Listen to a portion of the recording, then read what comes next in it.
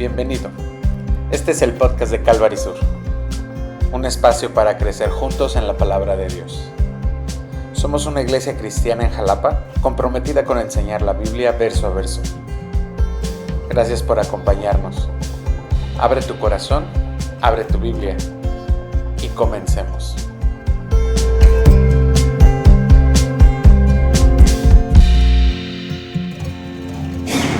Vamos a la palabra de Dios, Apocalipsis capítulo 12. Y fíjate qué importante es ver que no estamos avanzando como tan cronológicamente desde la última trompeta del capítulo 11, sino más bien vamos a ver aquí cómo hay una muestra de una batalla espiritual que es antigua, una batalla que ha estado de una manera permanente. Y si anteriormente, en los capítulos anteriores, vimos el juicio que está ocurriendo en la tierra, ahora vamos a ver qué es este conflicto espiritual, cósmico, cuántico, ¿qué está ocurriendo también desde la historia de la redención, desde el principio? Esta lucha que está entre Dios y Satanás, entre el Mesías que había sido prometido y un enemigo que ha intentado destruir por todas partes y por todos los medios, ha intentado destruir el plan de Dios. Entonces vemos cómo en Apocalipsis 12 nos está dando un boceto, una idea, que de hecho es como una señal que vemos, una mujer, un hijo y un dragón, y esta guerra que no se pelea para vencer, sino más bien se pelea desde la victoria, desde lo que Jesús hizo, desde el plan y el propósito de Dios. Como la historia nos va a revelar también que nada de la historia gira alrededor del diablo, de Satanás, sino más bien alrededor de Jesús, el Cordero que venció, y detrás de cada batalla espiritual tenemos que ver cómo Jesús está a cargo. La victoria ya está en Cristo y el enemigo tiene el tiempo medido. Y a partir de aquí te invito, vamos a orar para que Dios nos hable. Señor, gracias por este mensaje y esta palabra. Ayúdanos, Señor, a recibirla. Abre nuestro corazón. Danos la oportunidad, Señor, de entender. Abre nuestro entendimiento y déjanos ver qué es lo que tú tienes para nosotros. En el nombre de Jesús. Amén. Apocalipsis 12, vamos a ver el estudio, de hecho se llama así, una batalla antigua, y vamos a ver el primer punto. Vamos a ver cuatro puntos. El primero es la mujer, el dragón y el hijo, la guerra en el cielo, la victoria y la venganza de un dragón derrotado.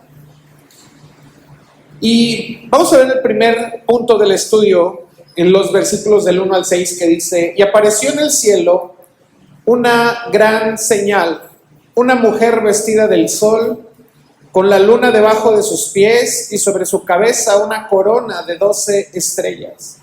Y estando encinta, clamaba con dolores de parto, en la angustia del alumbramiento. También apareció otra señal en el cielo. He aquí un gran dragón escarlata, que tenía 7 cabezas y 10 cuernos, y en sus cabezas 7 diademas. Y su cola arrastraba la tercera parte de las estrellas del cielo, y las arrojó sobre la tierra. Y el dragón se paró frente a la mujer que estaba para dar a luz, a fin de devorar a su hijo cuando naciese. Y ella dio a luz un hijo varón, que regirá con vara de hierro a todas las naciones, y su hijo fue arrebatado para Dios y para su trono. Y la mujer huyó al desierto, donde tiene lugar preparado por Dios, para que allí la sustenten por 1260 días. Ahora vamos a ver que de repente estamos viendo señales ya de una manera como mucho más ilustrativas, que necesitamos tener claridad a qué se refiere. Y la palabra señal, de hecho ahí dice una gran señal, una megasemeion, es la palabra en griego, que nos indica que no debemos de querer interpretar esto como un asunto literal de un elemento que se describe, sino es solamente una imagen, un elemento que describe una realidad espiritual mayor. Y vemos aquí una mujer que aparece vestida de sol, con la luna debajo de sus pies y con una corona. Y no es una mujer individual. Lo primero que podemos poner en nuestra mente, porque traemos como esta cultura del catolicismo, ¿y qué es lo que primero que vemos al escuchar esta imagen? ¿Qué vemos ahí? ¿Sí? ¿A quién se parece? A la Virgen, ¿no? A la Virgen, y la Virgen María de Guadalupe, específicamente. Y de pronto la iglesia ha querido interpretar este versículo como que es en efecto la madre de Jesús. Y podríamos pensar en efecto que sí es María, porque habla acerca del nacimiento de Jesús. Pero tenemos que ver con claridad qué es lo que representa esta señal, diciendo que está vestida de sol, con la luna en sus pies y una corona de 12 estrellas. Y para eso tenemos que regresarnos al Génesis, donde nos está diciendo con claridad cuál es esta demostración de quién es esta mujer y de dónde viene estas señales. Y si vas a Génesis, usa tu Biblia. Antes de poner la cita ahí, usa tu Biblia. Génesis capítulo 37, que se escuche el papel moviéndose. Génesis capítulo 37 nos está hablando acerca de José, que tiene un sueño y que nos dice en el versículo 9 y 10. Soñó aún otro sueño y lo contó a sus hermanos diciendo: he aquí que he soñado otro sueño, y he aquí que el sol y la luna y 11 estrellas se inclinaban a mí, y lo contó a su padre y a sus hermanos. Y su padre le reprendió y le dijo: ¿qué sueño es este que soñaste? ¿Acaso vendremos yo y tu madre y tus hermanos a postrarnos en tierra ante ti? Ahora, la mujer que aparece aquí, que está clamando que va a dar a luz, no es una imagen nueva. Nosotros podemos ver que esta imagen que está narrando José es muy similar a la imagen de esta mujer que está con el sol y que está con las estrellas. Juan no está inventando un símbolo nuevo. Juan está retomando esta figura para los que están familiarizados con el Antiguo Testamento y puedan entender que esta mujer es el pueblo de Israel. Es el pueblo escogido por Dios, la nación a través de la cual vienen las promesas y los pactos y finalmente el nacimiento del Mesías. Los profetas habían hablado acerca de esta mujer que sufría dolores de parto. Cuando estaban esperando las promesas del Mesías, hablaban acerca de Israel, esta llegada del Mesías, esperando a un Salvador prometido. Y ahora, ¿cómo es esta imagen que tenemos de una mujer que está en dolores de parto? ¿Qué quiere decir que está en dolores de parto? Que está a punto de nacer, que está a punto de ver a su hijo. Y así estaba el pueblo de Israel, viendo pasar generaciones, pero esperando que naciera el Mesías. Abraham lo esperó, David lo esperó, los profetas estaban anunciando la llegada del Mesías este momento simbólico de la mujer dando a luz, y vemos cómo es este dolor de parto, no sé, bueno, hay muchas mamás aquí, no sé cuántas experimentaron dolores de parto. Mi esposa no, porque ella la programaron y dijeron, tal día, tal hora, ese día van a ser. Entonces ese día fuimos, nos formamos en el hospital y listo. En 3-4 horas ya estábamos cargando a nuestra pequeña. El pueblo de Israel no sabía cuánto tiempo iba a pasar. Pero los dolores de parto estaban representando precisamente este proceso largo de sufrimiento, de disciplina, de cautiverios, de invasiones, de exilios, de pruebas por las que Dios preservó a su pueblo hasta que llegó el Redentor. Y Dios siempre ha cuidado acerca del pueblo de Israel. Dios tiene en su corazón a Israel. Y no crean que esto que está pasando hoy, que estamos viendo guerra en Israel, es como, ¿dónde está Dios a través ¿dónde está el Dios al que Israel también ora? Que es el mismo Dios. ¿Por qué no los ha librado de los palestinos? ¿Por qué no los ha librado de la guerra? ¿Por qué no los ha librado? ¿Dónde está Dios? Pues Dios ha preservado a Israel. Ahora, también vemos una segunda señal, y esta señal es de un dragón escarlata, con 7 cabezas, 10 cuernos, 7 diademas. Y esta figura vemos que es Satanás. El color escarlata nos habla acerca de violencia y de destrucción, y estas figuras de cabezas y cuernos y diademas es precisamente el poder y la influencia que el enemigo ha tenido ya. Lo vimos la semana pasada, esta influencia que tiene el diablo sobre los sistemas del mundo. Las diademas eran este símbolo de autoridad que el diablo ha intentado ocupar en el trono que no le pertenece. Satanás siempre ha buscado ocupar y usurpar el lugar legítimo de Dios. Siempre le ha ofrecido al hombre esa autonomía lejos de Dios.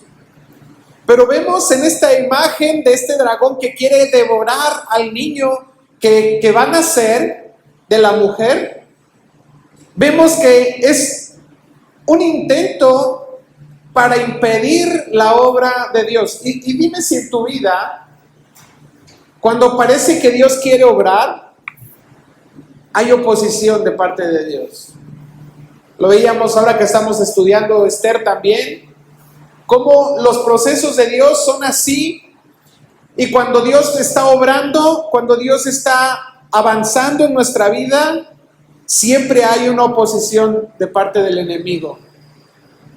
Y esto es muy importante porque cuando de repente nos enfrentamos a que hay un dragón escarlata tomando autoridad que no le pertenece sobre las cosas que Dios quiere darme, nosotros decimos, híjole, ya no se puede, ya no podemos avanzar.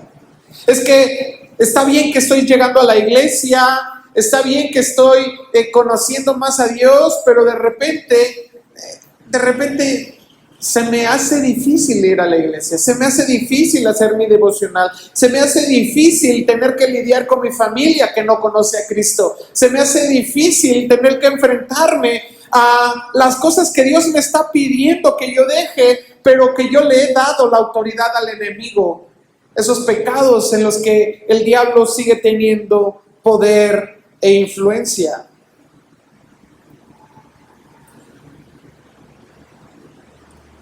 Pero déjame decirte que el diablo lo único que ha hecho es usurpar lo que le pertenece al verdadero rey. La semana pasada estudiábamos precisamente esto, cuán importante es reconocer quién es este rey que ya venció, que está sentado en el trono y que tiene toda autoridad.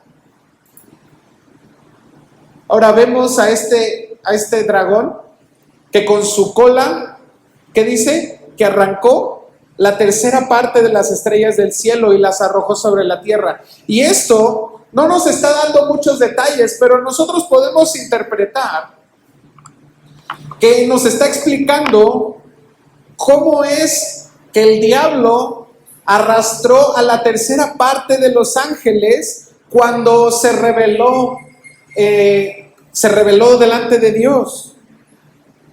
Lo importante que nosotros debemos entender aquí es que este dragón, aunque pareciera que tiene toda la autoridad, aunque pareciera que tiene las diademas y tiene los cuernos y las cabezas, no puede actuar solo. El diablo nunca actúa solo. Siempre está organizando una rebelión contra de Dios. Detrás de la oposición al pueblo de Dios, vamos a ver una guerra espiritual organizada. Detrás de toda oposición, nosotros vamos a ver que pareciera que todo está orquestado para hacer frente a la voluntad de Dios. Ahora, acompáñame en tu Biblia a Efesios, capítulo 6. Efesios está en el Nuevo Testamento, casi en las últimas hojas. Mateo, Marcos, Lucas, Juan, Hechos, Romanos, Corintios, Gálatas, Efesios. Y ahí en Efesios capítulo 6, versículo 12 nos dices amén cuando ya tengas la cita. Porque no tenemos lucha contra sangre y carne. Y tú piensas que el del problema es tu esposo que no te deja tiempo para hacer tu devocional. Tú piensas que es tus hijos los que están ocupando el tiempo. Tú piensas que es tu familia la que te impide que te puedas acercar a Cristo. Tú piensas que es el tiempo o el trabajo. Es más, tú piensas que es el cansancio lo que te impide que puedas acercarte a Dios. El problema no es ni tu esposo, ni tus hijos, ni tu suegra. El problema es espiritual. Dice, tu lucha no es contra sangre y carne, sino contra principados, contra potestades, contra los gobernadores de las tinieblas de este siglo. ¿Ves ahí el dragón? Contra huestes espirituales de maldad en las regiones celestes. Ahora el diablo este dragón está delante de la mujer esperando devorar a su hijo, y nosotros podemos ver esto a lo largo de la historia. Todos los intentos satánicos por destruir al Mesías desde el principio. ¿Recuerdas? Faraón mandó matar a todos los niños para que no naciera los niños hebreos. Vemos a Herodes asesinando a los niños cuando Jesús nació.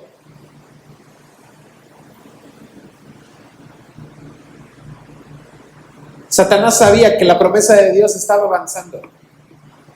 Satanás, como un ángel creado que conocía cuál era el plan de Dios, él sabía que él tenía un tiempo determinado para poder eliminar al Mesías, y lo intentó una y otra vez. Y cuando Cristo nació, Herodes lo quiso matar.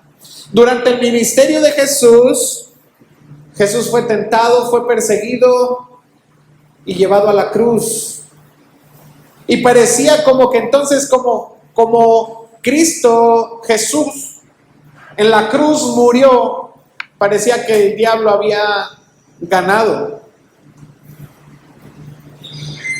Pero esa victoria Dios la transformó.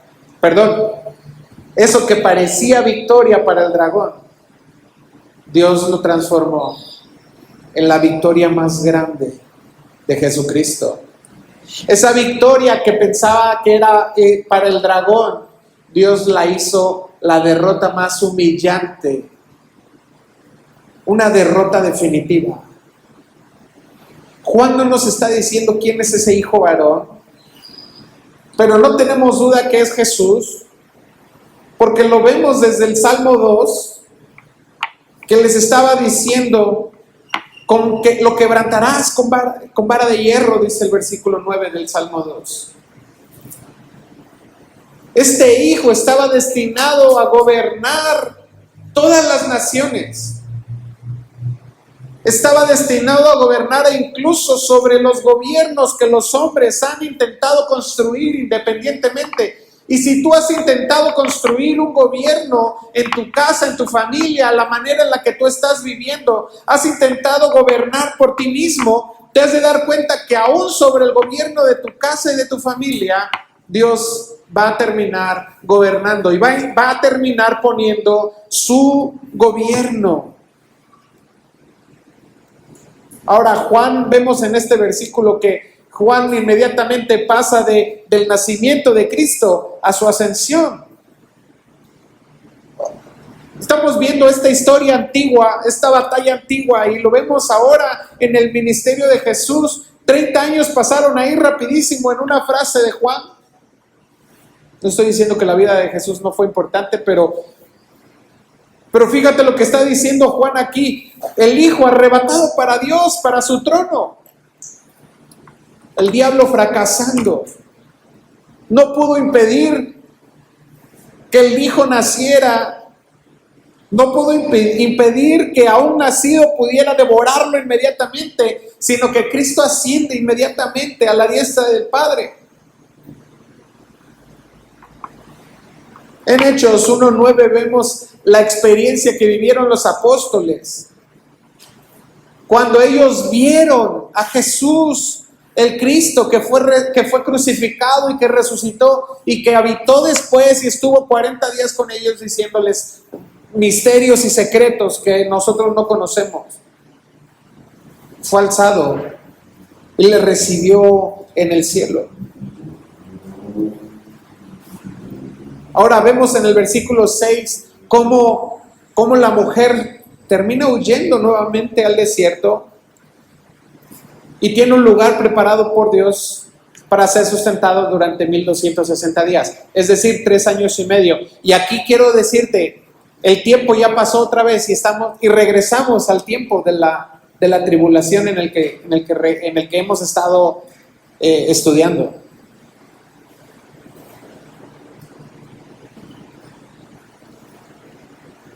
¿Ves por qué la mujer que está ahí no es la Virgen María, que tuvo al Hijo Jesús? Sino es el pueblo de Israel y el pueblo de los no creyentes que han sido sustentados a lo largo de este tiempo, a lo largo de la tribulación, para que puedan volver a creer en Él. El profeta Daniel nos está diciendo acerca de la semana 70, cuando el anticristo rompe el pacto, y vamos a ver esto más a detalle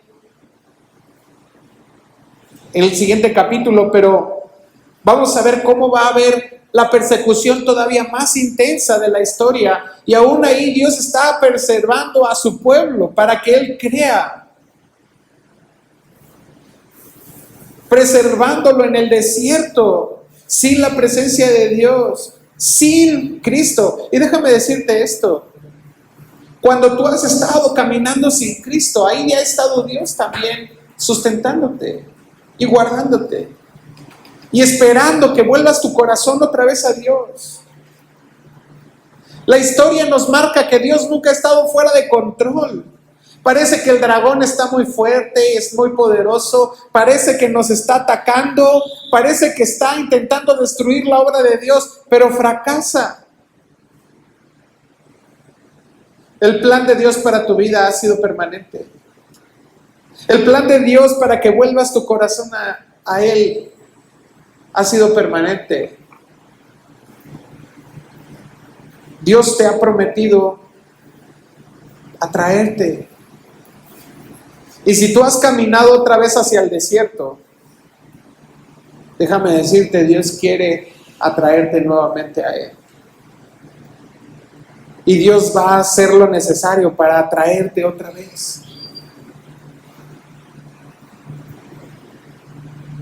Aunque de repente veas que el enemigo está ganando terreno o que está agarrando fuerza, o que las promesas de Dios tardan en cumplirse,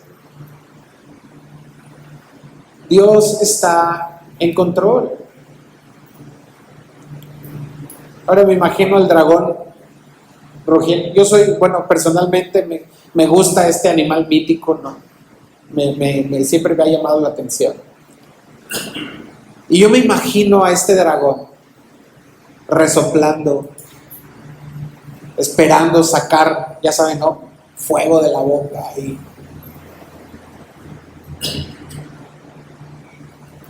moviéndose de un lado a otro, como dice Pedro, que está como un león rugiente buscando a quien devorar y esperando que nazca el Mesías solamente para devorarlo con todo el poder. Y qué indefenso puede estar un niño delante de un dragón. Y sin embargo, toda la obra de Dios está preservada hasta el final. La mujer es preservada. El niño que nació es coronado rey. El propósito de Dios avanza. ¿Te das cuenta? Ahora vean, acompáñame al versículo 7. Después hubo una gran batalla en el cielo y Miguel y sus ángeles luchaban contra el dragón. Y luchaban el dragón y sus ángeles. Ahora, qué fuerte esta guerra. Y vamos a ver esta guerra en el cielo, cómo se desata una batalla entre el dragón. O sea, por un lado, ahora sí, en esta esquina, Miguel y sus ángeles luchaban contra el dragón, y en la otra esquina, el dragón y sus ángeles luchando. Y esta guerra espiritual no es nueva. El enemigo ha peleado por tu alma desde el principio. Y si tú crees que no valías nada, y si tú crees que tu autoestima es lo suficientemente baja, y si tú crees que a quién le podrías importar, déjame decirte que hay ángeles peleando en el cielo por tu vida.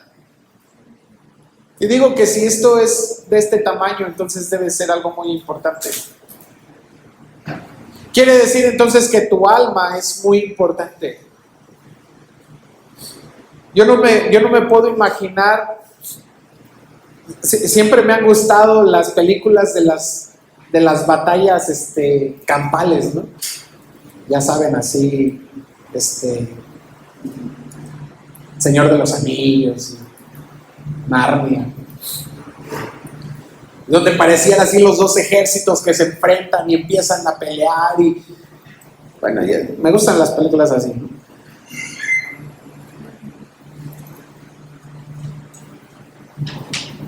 Ahora te puedes imaginar esa batalla por tu alma.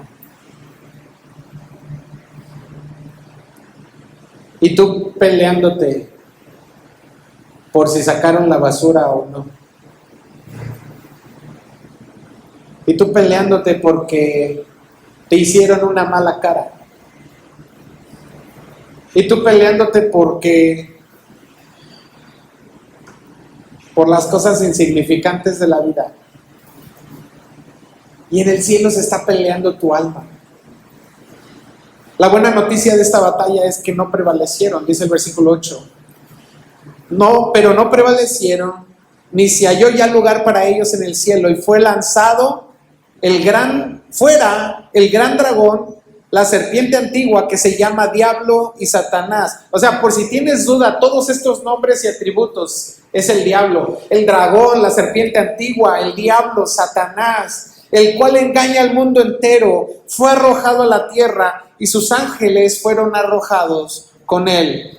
Ahora, aquí hay una idea que quiero aprovechar para corregir. Muchos piensan que el diablo está en el infierno. Y el infierno todavía no existe o sea, ya existe, pero el diablo no está en el infierno. ¿Dónde dice que está? ¿Qué dice el versículo 7? ¿Dónde está? En la tierra. Entonces el diablo anda suelto. Está en la tierra. Y fíjate esta escena. Hay un conflicto espiritual. Hay una batalla ocurriendo allá en el cielo. Y lo que nosotros vemos es que el diablo ya no tuvo lugar en el cielo. Y esa batalla que ocurrió en el cielo declaró claramente que las obras de los que están de los que hacen las obras del diablo tampoco tienen cabida en el cielo.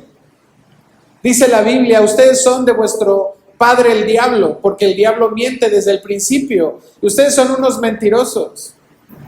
Pero quiere decir entonces que todo lo que nosotros hacemos como obras del diablo, eso no nos da cabida en el cielo. Esta guerra nos demuestra con una claridad que este conflicto entre el reino de Dios y las fuerzas de maldad marcan una decisión acerca de quién tiene lugar en el cielo. Por un lado, Miguel y sus ángeles. Ahora, este es un arcángel, el arcángel Miguel, como de los pocos arcángeles que hay registro en la Biblia acerca de su nombre como tal. Ya de repente hay quienes hacen como todo este estudio acerca de los ángeles y sacan nombres de ángeles, quién sabe de dónde, porque la Biblia no los narra, no los muestra. Pero vemos cómo en esta guerra no hay un resultado incierto. En esta guerra, aunque el dragón parece poderoso, está terminado por el ángel Miguel. Y lo echan del cielo. Fíjate qué dice Daniel, capítulo 10, versículo 13. Pero el príncipe del reino de Persia se me opuso durante 21 días, pero aquí Miguel, uno de los principales príncipes, vino para ayudarnos.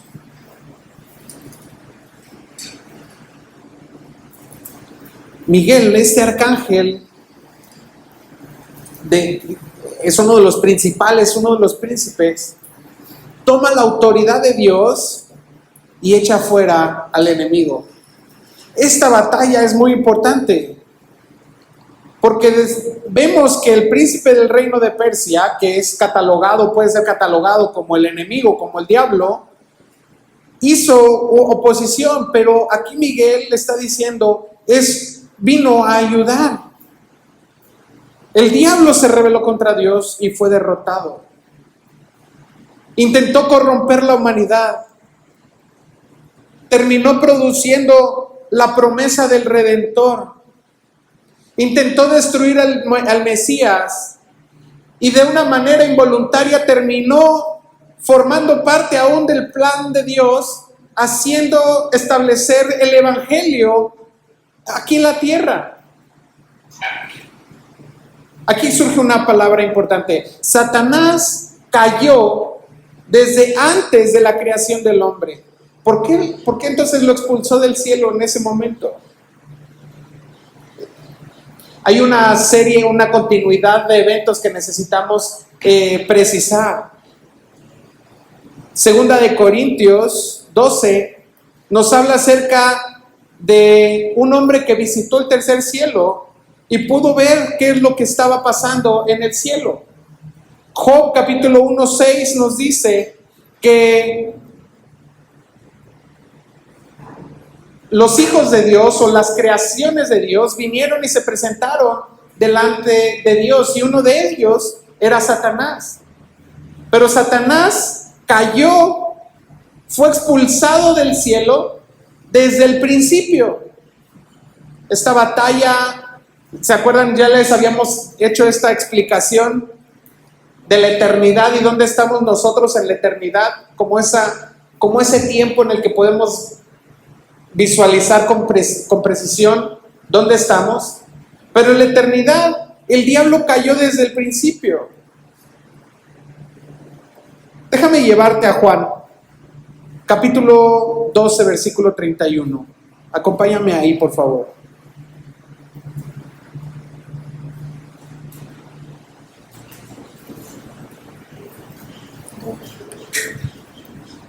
Juan 12, 31.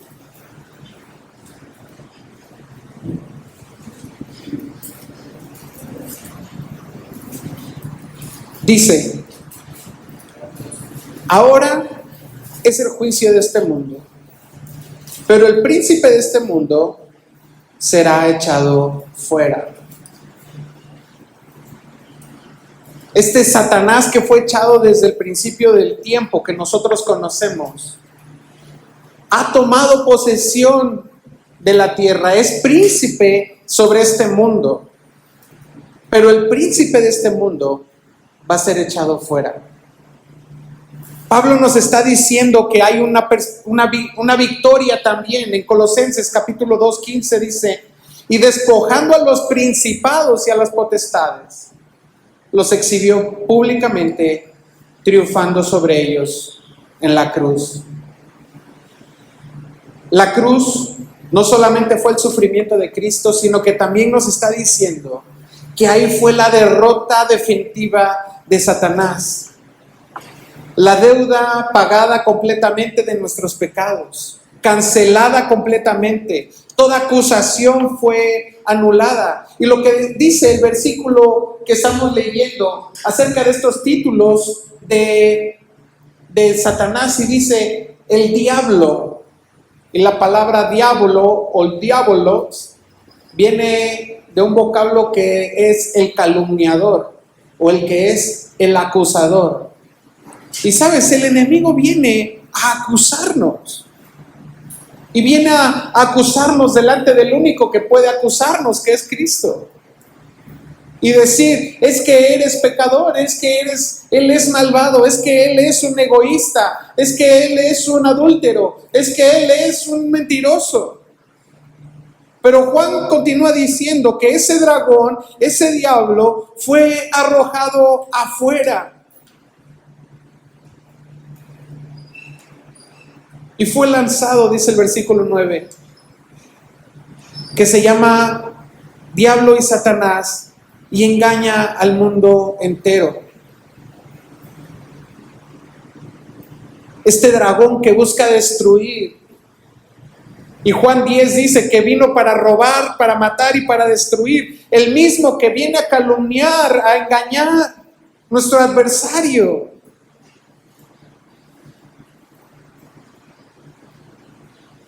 ¿Cuántas veces te ha engañado el diablo? Creyendo que no puedes estar bajo el gobierno de Dios. ¿Cuántas veces te ha logrado engañar pensando que las promesas de Dios no van a llegar? ¿Cuántas veces te ha engañado el diablo que tus pecados no tienen consecuencia? O que tu rebelión produce libertad. ¿Cuántos de esos engaños han terminado en esclavitud y muerte? ¿Cuántos de esos engaños les has hecho caso? Nuestras luchas no son humanas. A veces reducimos nuestros problemas a las circunstancias que estamos pasando, pero lo que está diciendo la Biblia aquí es que el diablo no solamente es real, sino que también nos engaña. Uno de los principales peligros que nos alerta Apocalipsis es que va a venir el diablo y va a engañar a muchos. A muchos de los que han creído van a terminar siendo engañados.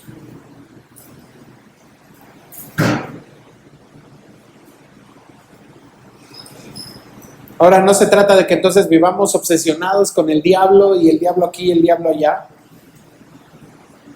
tenemos que ver más bien que este pasaje nos debe de librar del temor, nos debe de librar de saber que sí va a haber alguien que quiere engañarnos, pero si nosotros permanecemos en la verdad, nada nos va a poder engañar.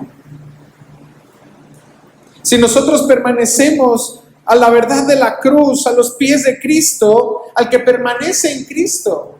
Juan 8:32 nos dice, si permanecemos en la verdad, conoceremos la verdad y la verdad nos va a hacer libres. El centro de este pasaje no es que el dragón es engañador o que el dragón es poderoso. Lo que nos está diciendo es que aún Miguel peleó bajo la autoridad de Dios. Y si tú batallas bajo la autoridad de Dios, entonces simplemente vas a poder vivir confiando en la victoria de Cristo.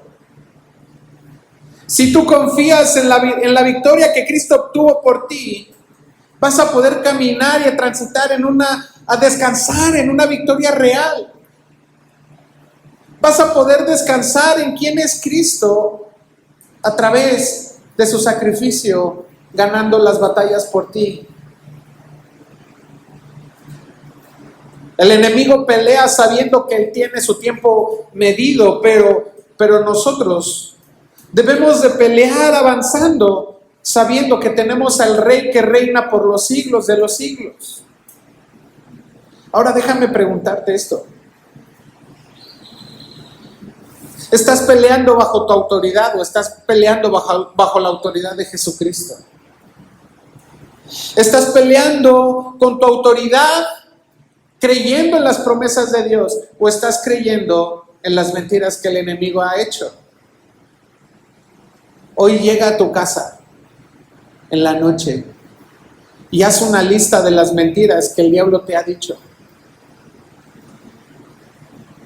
Haz una lista de las mentiras en las que has caído y contrástalas con las verdades que Dios nos dice.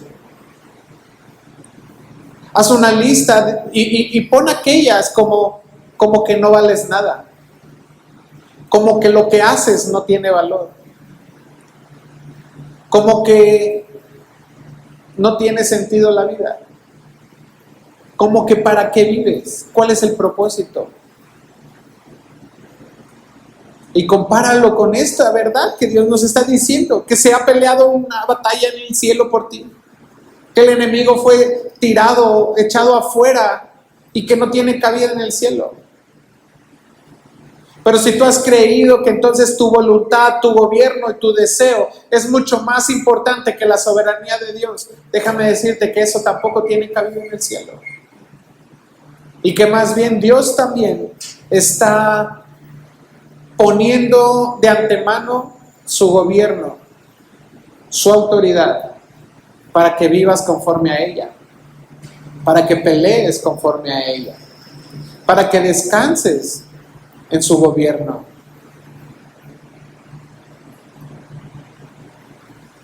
El mundo entero va a ser engañado por el diablo, pero nosotros tenemos una victoria.